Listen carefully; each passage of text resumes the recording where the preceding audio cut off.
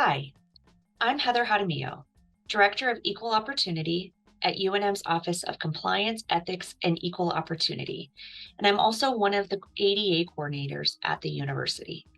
Our office, in addition to receiving and reviewing reports of discrimination and harassment, oversees accessibility compliance.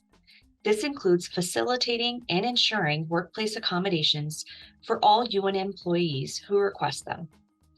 We work with employees with a range of disabilities and medical conditions, whether physical, mental, emotional, seen, or unseen. At UNM, an employee can request an accommodation by submitting an online form directly to CEO.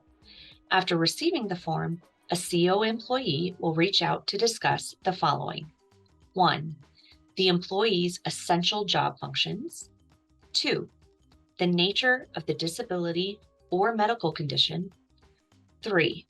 The limitations created by the disability or the barriers existing in the workplace. And 4. The specific accommodation being requested.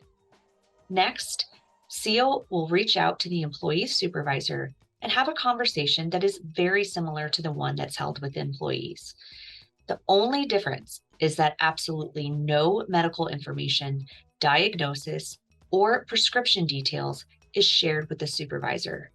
Rather, CEO will talk to the supervisor in terms of the employee's limitations rather than any specific diagnosis or condition. After that, an agreement is typically reached and is kept on record with CEO.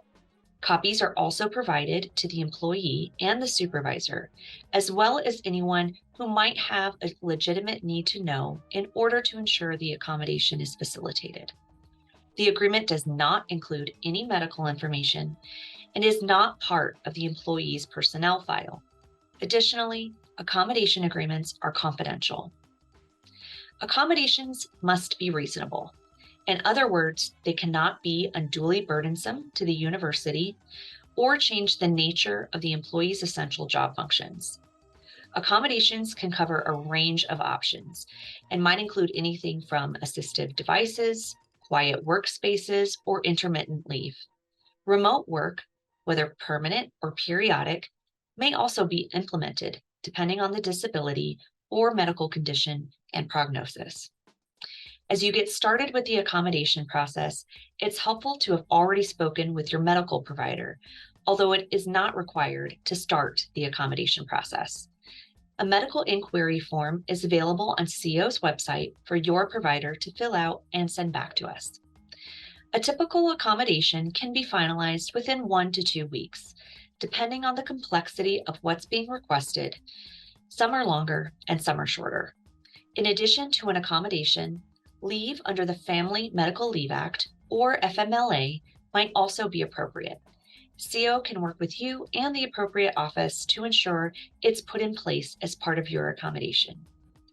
You can find more information and resources at our website, ceeo.unm.edu.